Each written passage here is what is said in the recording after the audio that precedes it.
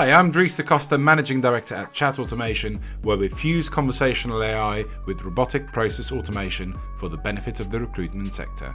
Aside from my questionable dad jokes and poor taste in sunglasses, I'm a car fanatic who's been known to go on the odd trip here and there. Let's get on with the show!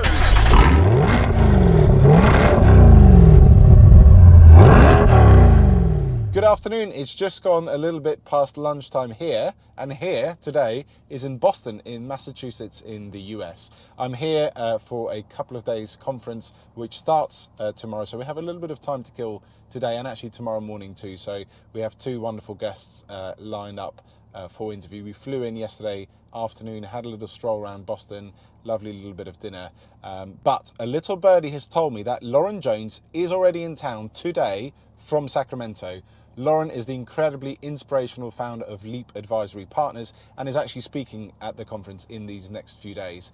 I have it on good authority though that she's at a client meeting and is in desperate need of a lift back to the hotel. So let's see if we can steal some of her time for a drive, a chat and a coffee on the way back to the hotel. Before we do that though, let's talk about this 2022 2LT Chevrolet Stingray Corvette. It has a massive 6.2 litre V8 producing 490 horsepower with an 8-speed dual clutch automatic transmission. It does 0 to 60 mile per hour in 2.8 seconds. So it's proper quick!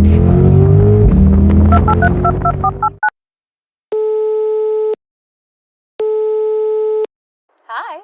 Is that Lauren? It is. Hey Lauren, how are you? I'm super. How are you? Yeah, very well, thank you. Did you fly in today? I did. And you're just about to go into your meeting, but I gather you might be in need of a lift back. I do need a ride. Would you like me to come and pick you I up? would love that. Are you up for a little coffee maybe on the way as well? Heck yes. I need caffeine. I've been up all night. Yeah, I need caffeine. I haven't had one yet this morning. So, right, I will be there in a jiffy and we'll get a coffee on the way. I will see you very, very soon. Look forward to it. See you in a minute. Bye. Bye. Hello, Lauren. Hey. Hey, come in. Okay, you ready? I'm ready. Let's How are do you? this thing. I'm awesome. Nice to see you. Good to see you too. We can drive and do that. So, here it comes. Nice.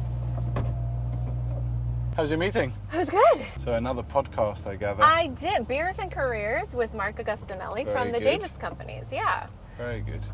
We had a good old time. You'll be all talked out. No, not at all. Came all charged up. So not your first time in Boston, I take it? No, I love Boston. As a matter of fact, it was, I was just out here in February Okay. looking at law schools for my youngest daughter. Oh, wow, okay. Yeah. And is she coming here or elsewhere? She got into almost all of the Boston schools she wanted to get into, and Amazing. then South Carolina came in Okay. with the offer, so she's going to South Carolina. Okay, is there a family connection there or that's just a preference? it was one of her top 3 schools, so it's a really good school. Brilliant. Really good law Fantastic. school. So Very pleased for her. yeah, I'm excited for her. Good. Thank you very much for coming on. Mm-hmm. So to start with, we have a few quick fire questions, if you don't mind. Okay. There goes the green. The first one is, what was your first job in staffing? First job in staffing, I was a temp at a fresh out of school. I was a musician by education and by profession.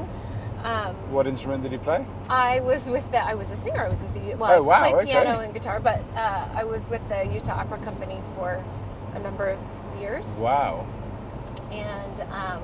And then I sang in a little band for a while. What kind of music?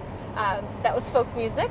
Oh, very good. So yeah, put a couple CDs out. I mean, like we're talking, they went brass. Wow. Yeah, not gold or platinum, but they Just went brass. just brass. No, I was just young and thought I'd be the next Lorena McKennitt or Florence and the Machine. Okay. Yeah, no, I needed money during the day. Yeah. So I had a good Southern grandma who said, go be a Kelly girl. And so I signed up with Kelly Services and I was a temp at a pharmaceutical company. What's your favorite job in recruitment or staffing? Ooh, I think the one I have now. I love Which being, is? I am the president of Leap Advisory Partners now. We've just merged with Newberry Partners. Yeah. Formerly Leap Consulting Solutions, CEO of Leap Consulting Solutions, but Yeah, I think I love what I'm doing now most of all. We build tech stacks for agencies. We help them with their business processes, and we help them with training and adoption. Cool. Let's talk cars. Okay. What was your first car? My first car was a Ford Tempo that I had for 3 days before I totaled it. Wow. And then my second car was a Whoa! Mercury. Let's not skip past that. What actually happened with the car? So I was a 16-year-old in Utah, and Utah has the avenues, which Right. they're very steep hills. Okay. And it was a stick shift, Yeah. which I was really good at driving. Yeah. But I was broadsided by a guy going Ooh. 55 and a 25. Yikes. And you were okay? Oh yeah, we were fine. We But coming not the back from car. church. The car was totaled. So my next car, Yeah. the week later, was a Mercury Topaz. So Oh, wow, the okay. sister to the Ford Tempo. Okay, yeah. And your favorite car? Oh my goodness. I think I'd have to say a Stingray. Like The old school the Stingray. old school Not like Stingray. this Stingray. No. Like the old school 70s-ish Yeah. Stingray. Yeah, they are like beautiful. the cream with the red interior. Very nice. Oh, yes. I love that one. And then of course the Shelby. I mean, come on. A 60-something Shelby? Yep. Yeah. I've driven a 68 round track, and that was a once-in-a-lifetime experience because it just Can only drives so different, no power steering, amazing. So on the topic of cars, Mm-hmm. you have something next to your office, if I understand correctly. I do. So when you walk into, we have a big building, Yeah. and when you walk into 9176 Yeah. Survey Road, it has the Frog, my Leapfrog, and then it has Legacy Motorworks. So Okay. I have the office space. So we have about 1,400 square feet of office space. So Yeah. Leap has that, and then my husband has all of the warehouse. So it's 5,000 square feet of warehouse where he builds race cars. So I build tech stacks, he builds race cars. Amazing. And what type of race cars are we talking? He does the Spec E46 BMW, Nice. and then the Spec Boxster 911s. And I see, are some of the cars also Leap sponsored? Oh yes, of course, Very good. absolutely. Just good advertising. Do you go to any of the meets yourself? Of course, I'm a spotter. Okay, you need to explain to me So what that means. I wear the comms, Yeah. and then I will tell them you have a E30 on your right or yellow flag in turn 1. So you're in the paddock. Oh yeah. Wow, cool. Have you jumped behind the wheel of those races? That is not my jam. Like I loved the go-karts. Yeah. So we did a lot of go-karting, and I'd hop in a 125 Nice. and tootle around there. I'm not a big traffic lover. Okay. So, and I don't trust anybody. So. Okay. Well, thank you for trusting me to drive you back to the hotel. Yeah, absolutely. No. When you are behind the wheel of a go-kart, how would you describe your driving style? Are you aggressive, chill, somewhere in the middle? No, I mean, you know, I do have a little bit of a competitive streak inside me. Just me, I'll knock over a toddler to win. Let's just put it that way, okay? Well, I think what would be interesting, so I have an 8-year-old daughter, right? And she loves go-karting, as do my boys. But, you know, she's quite feisty because Yeah. of having 2 older brothers. Of So course, I have 3 brothers. you have 3 brothers, Younger. there you go. So that would be interesting if we pitted the 2 of you against each other, because I don't think either of you is moving over. No, nobody's giving up the corner. No, she's also known to dive into the corner, Oh, knowing good. full well there is no way she can make it. Yeah, good. But just to kind of slow down the other car that she's overtaken. So she's still learning, let's put it that way. Yeah. And so tell me a little bit about your background as well. No, so I was born in San Diego. Okay. I spent kind of maybe half my life in Utah. So that's where I went to Okay. school. I met my husband. I got married. Started my first job in staffing. Right. And then after we got married, my husband was born and raised in Northern California. Right. So 1999, we landed back in Northern California. So I was born in Southern. He was born in Northern. And when we got married, we transferred and came back to Northern California. Okay, very good. Yeah. And you have how many children? We already talked about your 2 daughter. girls, 2 26. Okay. My eldest daughter, Emily, is 26. She has her master's. She's a teacher. Wow. And then my youngest is 23. She just graduated from college and is on her way to law school. Fantastic. Talk to us a little bit about what it's like being a working mum, a high-achieving working mum. I was a later in life entrepreneur, and part of that was because, you know, I was afforded a lot of flexibility with a corporate job, you know, to do the things I want to do with my girls. Okay. And so, you know, like all empty nesters do, my husband started a business and I started a business. Right. When the kids left, we both started startups. So you literally started when they left? Yeah. Amazing. But yeah, I have two really smart, gregarious, driven girls, and who I hope, with all of my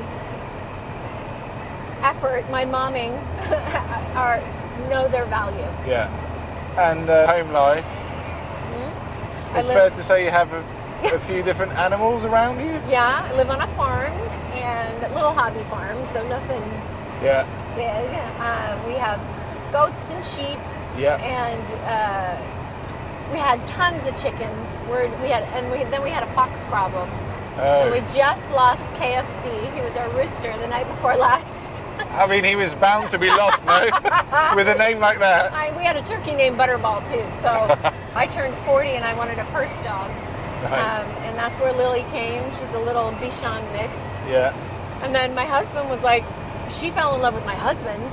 And so then my husband was like, well, little dogs are pretty cool. So he got a toy schnauzer. He's 8 pounds. Wow. His name is Wilhelm Baron von Schnauzer Jones. Because he's a schnauzer. You have to have a good German name, right? Does he eat schnitzel for breakfast and lunch and dinner? Yes, that's right. So, right, raccoons. So there are in your office from time to time or always? No, just when they're kids, when they're babies. Okay. So when you have the kids, it's like having a baby. They need to be bottle fed. Yeah, okay. You need to do all the things, and so I'll oftentimes bring them with me. So sometimes you'll be on a call with me, and you'll see a raccoon. Just kind of popping up. Just kind of like come here. up, yeah. A couple that we befriended, they were wildlife rehabbers. Wow, okay. And they invited us to take care of their raccoons while they were gone one time. Okay. And I said, absolutely not. My husband was like, yeah, we have a farm, of course. I was like, absolutely not, they have rabies. And then, you know, you learn how all of it works, and they get their shots and all of that good stuff. And they're just wonderful little creatures, and it's so rewarding to take these little abandoned creatures. So sometimes mom gets hit. Fish and Wildlife will find them on a hike, or you'll see kids that are abandoned. Right. A few moments later. So here we go. Do you fancy a Dunkin' Donuts? Heck yeah. So I gather this is a bit of a local specialty in Boston. They are everywhere. This is the capital for Dunkin' Donuts. Is that right? That is correct. Order here. Oh. What would you like? How can I help you? Hello. I'll just have a hot, medium, sugar-free vanilla latte. A hot, medium, sugar-free vanilla latte, please. Sorry, Did I get that right? Mm-hmm. A hot, medium, sugar-free vanilla latte. What size? Medium. Medium vanilla latte. Yeah. Do you want a donut? Anything else? No. And a black Americano, please. What size? Just medium as well.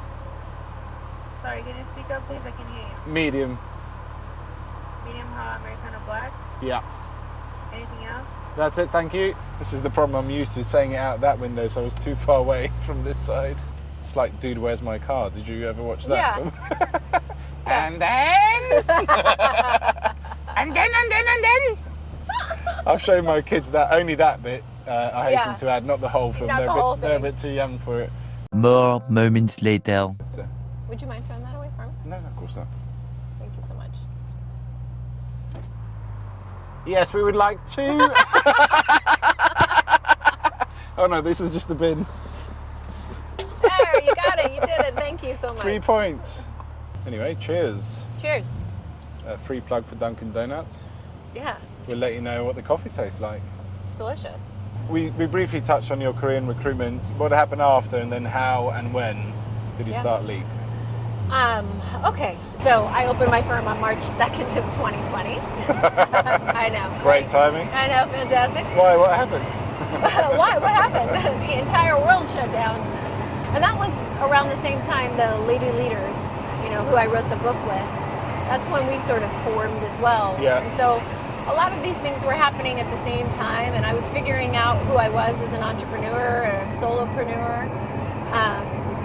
And I ended up having, outside of March of 2020, I ended up having an amazing first year.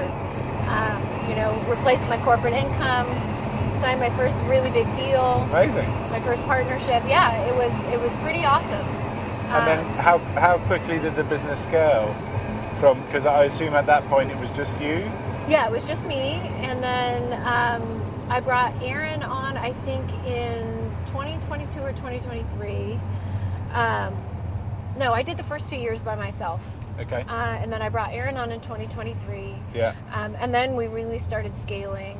And then Maddie came on in 2024. And then on March 5th of 2024, we merged with Newberry Partners. Yeah. Wow. So we enjoyed... That's very quick, right? Yeah. I mean, we enjoyed triple-digit growth. But, the sad part is, and what I want people to understand is, there is a misconception about women-owned businesses. We don't have our multipliers aren't great on exit, 3 to 5x versus 8 to 10x for a male-run organization. Women get 2% of PE/VC funding. Yeah. And I was looking for money to scale the organization because I could no longer spend my retirement on it. And I had to think differently because I am an older entrepreneur, right? So what is my exit going to look like? Yeah. And because I don't have 25 years to put into building my company like a lot of young entrepreneurs. Let's go back to the pandemic time. Mm-hmm. You touched on it very briefly, but a book came out of that called Together We Rise, with the second one Yes, we've got coming. a second one coming. Second one coming. But tell us a little bit about, and I think this ties in with quite an important topic we want to cover, which is, and I know you sit on a board as well for Women in Leadership. Mm-hmm. So I've asked about 3 or 4 things there, but bring it all together for us. Yeah. So I opened my business March 2nd of 2020, and the SIA Executive Forum was going to be March 9th of 2020 in Florida. Yeah. And so I had like 18 appointments scheduled. I was like, nobody's going to see me coming. It's going to be amazing, And we also, Leslie Vickery had scheduled a dinner with a number of ladies to celebrate Joyce Russell, who both Leslie and I have been longtime friends. Yeah. And we both wanted to celebrate Joyce Russell, who had her book coming out right before the pandemic, Cherry on Top. And so when SIA was canceled, we decided to get that group of women together on a Zoom call. Yeah. And so I think somebody said we should do a book club, a monthly, because nobody had any idea how long we were going to be at home. So we started reading women's books. And then we started inviting female authors to come and talk to us every month. And then just over the course of, the pandemic, we got really close. And Michelle Prince was one of the authors. She was promoting her book, The Power of Authority. Authority, get it? No. The Power of I was like, do I really have to explain this? And she also had a publishing company. And so when she came and heard our story, she said, you guys need to write a book. Just to set the scene, so everyone's written their own different chapters, right? Yeah. And there's a ton of synergy between them, even though we did not coordinate at all. So this next book, we want to be a little bit more deliberate. Really want to make it like a how-to. Yeah. How-to girlfriend's guide, like a girlfriend's guide to surviving the work world. And again, all of our proceeds go to the American Staffing Association to sponsor the Women in Leadership Scholarships. Yeah.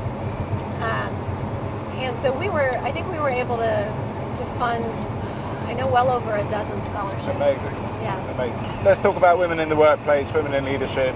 Obviously, it's a topic you're all very passionate about. Yeah.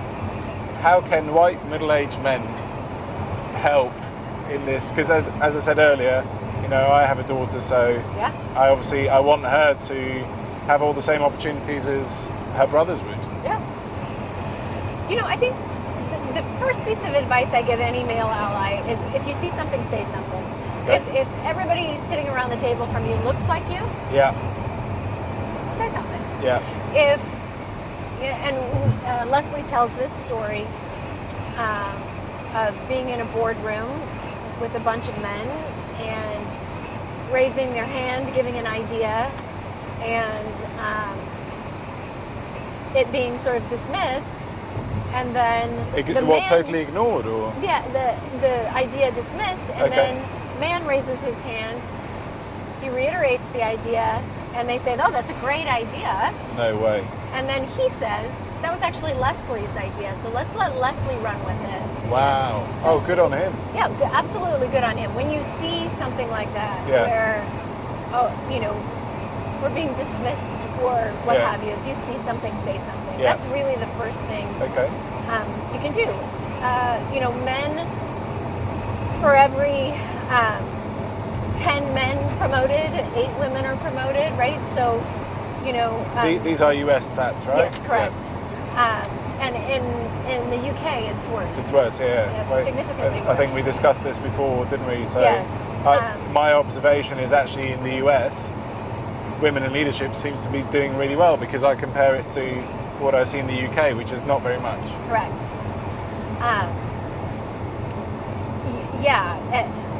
Here in the U.S., we've got pretty good gender equity across the middle management. Okay. But once you get into the C-suite is when, and then women of color, Yeah. it gets even more dismal, because you want your girl, to see herself in something that she wants to do. Yeah. Right? And when you don't have representation, your young girls immediately think that's something that they can't do. So what would you say to people that would say, okay, but there's such a thing as positive discrimination, so how do you get the right kind of balance? Well, I think we got to change our way of thinking. So statistically, men are promoted on potential, women are promoted on results, Okay. right? We have to see the potential in young female leaders, Yeah. just as we would see the potential in young male leaders. Why do you think that is? Why is that different? I think part of it is, cultural, right? I think as a society, right, girls weren't we weren't teaching our girls to raise their hand speak and up, ask yeah. to speak up, Yeah. and but we can't put it all on women. So I think part of it's on us to teach our young women, like I have. Yeah. I used to tell my girls, my job is to teach you how to advocate for yourself. Yeah. That is my job. Yeah. My sole job as a mom Yeah. is to teach you how to negotiate and how to advocate for yourself.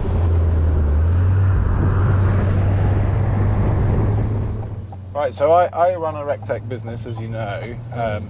You obviously operate in the field of recruitment technology yourself. So Yes. let's talk a little bit about the role of technology, risks, opportunities, both in recent past as well as future. Obviously this last year has been pretty pivotal with AI coming to Yeah. boiling to the top.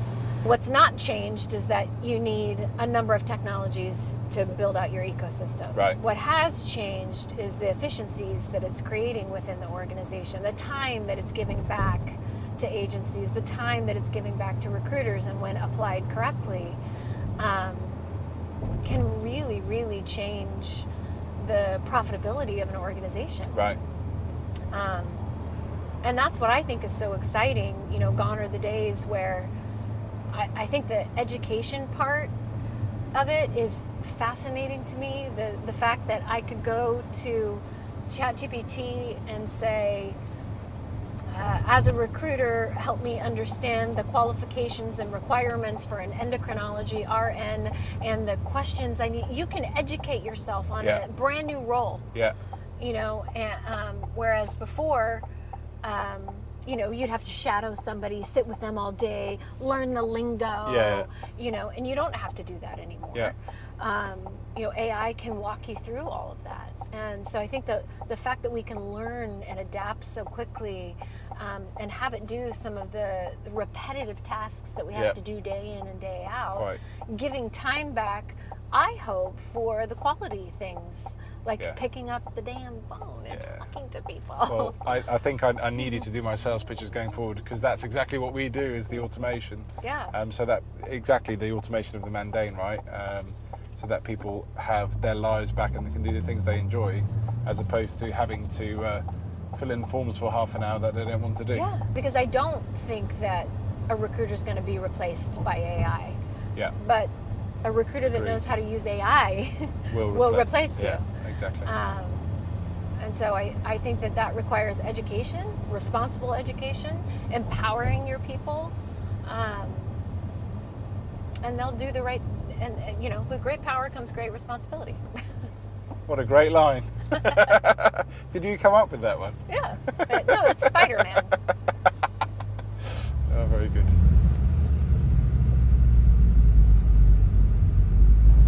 Thank you very, very much. Thank And you. I will see you later this evening. Okay, Thank you. sounds good. See you later. You got it.